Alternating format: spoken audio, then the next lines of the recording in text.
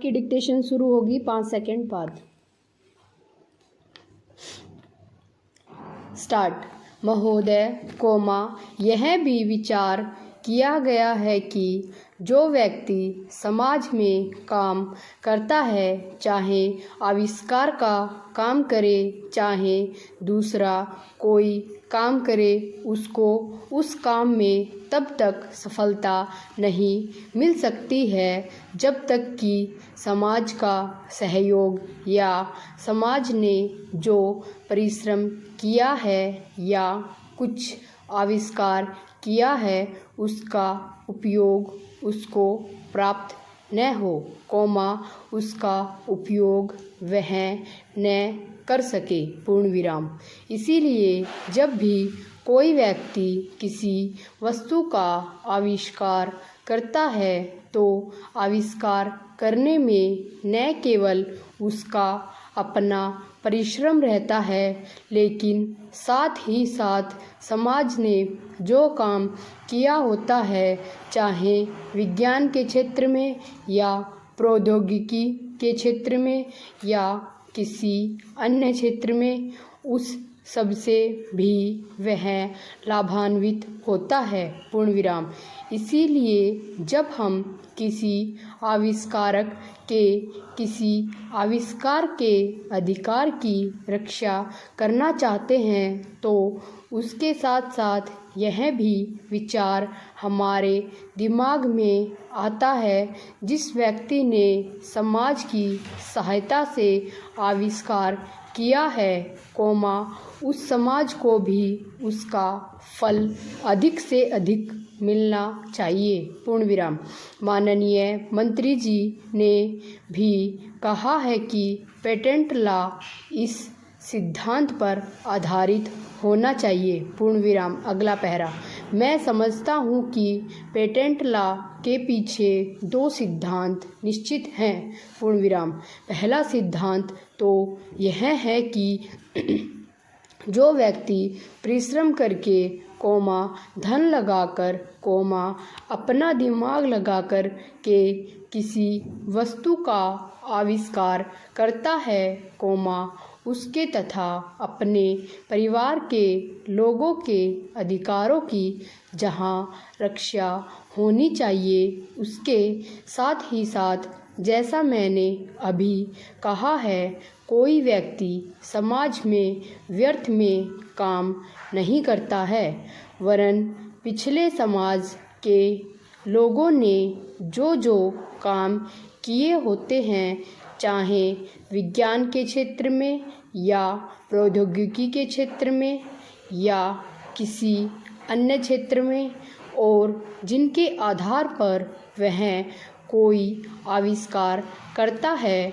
उसको उसका प्रतिफल तो मिले, लेकिन जो परिणाम हो, उसका प्रतिफल समाज को भी मिलना चाहिए, पूर्ण विराम।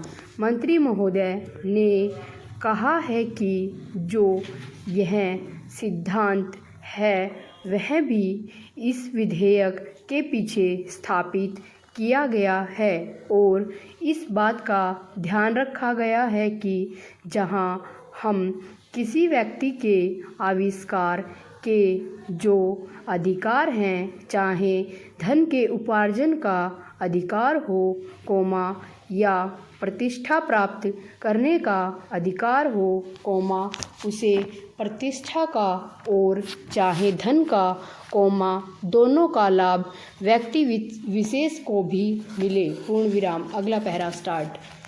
महोदय, देश में जो उद्योग धंधा चल रहा है या देश की उन्नति करने का, देश में समृद्धि लाने का जो वैज्ञानिक या प्रौद्योगिकीय आविष्कार हो रहा है, उसमें भी उसका उपयोग पूरा हो, पूर्ण विराम। यदि ऐसा हो तभी मैं समझता हूँ कि हमारी पेटेंट प्रणाली सफल सिद्ध हो सकती है, पूर्ण विराम। यह प्रश्न उठ सकता है कि किस सीमा तक व्यक्ति के अधिकार की रक्षा की जाए और किस सीमा तक उसके अधिकार का हनन किया जाए ताकि समाज का अधिक से अधिक लाभ हो, समाज उसका अधिक से अधिक उपयोग कर सके, पूर्ण विराम। एक दृष्टिकोण जो इसके पीछे है, पूर्ण विराम, हमें इस बात का अभिमान है कि हम 101 करोड़ हैं, पूर्ण विराम। हमारी कई जातियाँ, कई धर्म, कई भाषाएं और कई प्रकार के रीति रिवाज हैं, पूर्ण विराम। इस विविधता से हमें लाभ उठाना चाहिए, किंतु आज भेदभाव का भूत हमारे सिर पर चढ़ रहा है, पूर्ण विराम। भारत को स्वतंत्रता मिली है, इसका अर्थ यह होना चाहिए कि गरीबों की सेवा के लिए आज तक हमें जो सुविधाएं उपलब्ध नहीं थी, वे मिली हैं, पूर्ण विराम।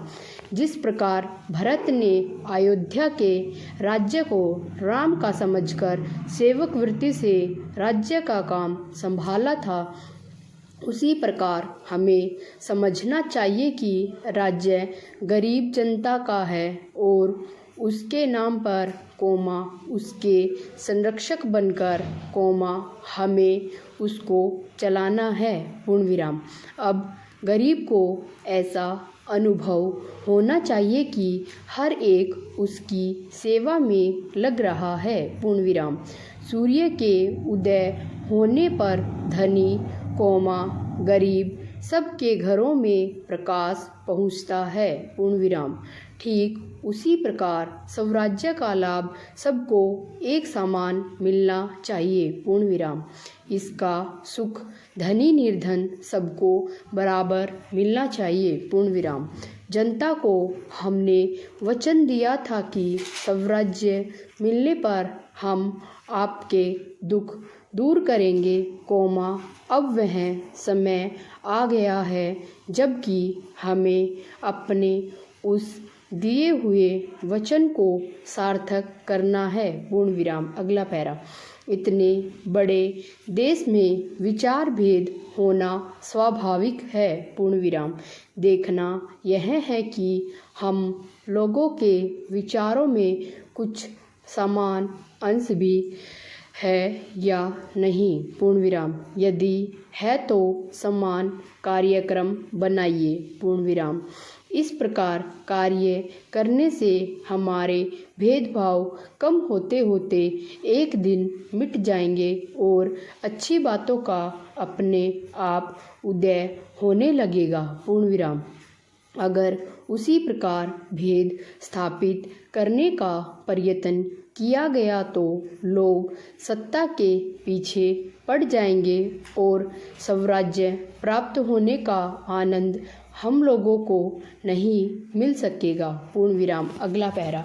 अध्यक्ष जी, किसी भी देश की विदेश नीति में कोई स्वतंत्र नीति नहीं होती है, वरन वह किसी देश की आंतरिक नीति को स्पष्ट करती है, पूर्ण विराम। उदाहरण के लिए हम अमेरिका ले सकते हैं, पूर्ण विराम। उसने अपने यहाँ अधिक अन्न पैदा किया और जब उसके पास अनाज फालतू बच गया तब वह अपने बकाया अनाज की बिक्री के लिए ऐसे देशों की तलाश करने लगा, जो उधार पर माल ले सकते हों, पूर्ण विराम। किंतु हमारी आंतरिक नीति ने यह तय किया कि खर्चीले ढंग से सरकार चलाएंगे और स्वदेशी मुद्रा की कोई राशि हमारे पास नहीं बचेगी, पूर्ण विराम। हमने कर भी लगा दिए और मुद्रा प्रसार भी कर दिया, पूर्ण विराम। कुछ संकट पड़ने के बाद इस बात की आवश्यकता को नहीं समझा कि उस पैसे का कहीं अन्यत्र उपयोग कर सके, पूर्ण विराम। अगला पैरा। श्रीमान, मुझे माननीय प्रधानमंत्री जी के इस कथन पर दुख होता है कि दुनिया के अमीर और गरीब देशों का अंतर लगातार बढ़ता जा रहा है। पूर्ण विराम। मैं उनसे यह पूछना चाहती हूँ कि भारत की विदेश नीति ने उस अंतर को घटाने की क्या कोशिश की है? प्रश्नवाचक। क्या भारत सरकार ने कभी दुनिया की पंचायत में यह कहने की हिम्मत की है कि बालिग मताधिकार के आधार पर यूएनओ का चुनाव होकर एक संसद बनाई जाए? प्रश्नवाचक। और क्या आप में यह देखने की हिम्मत है कि फौज के हिसाब से कर लगाकर एक विकास का खाता खोल दिया जाए? प्रश्नवाचक।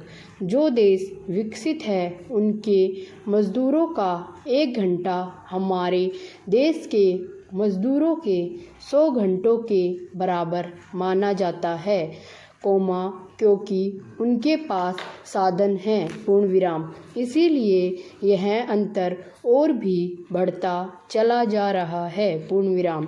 किसी देश के अंदर आंतरिक नीति में अमीरी और गरीबी का अंतर बढ़ता चला जा रहा हो और वह दुनिया के देशों में विद्यमान अमीरी और गरीबी के इस अभिशाप को समाप्त करेगा, यह समझ में आने वाली बात नहीं है। पूर्ण विराम। अगला पैरा।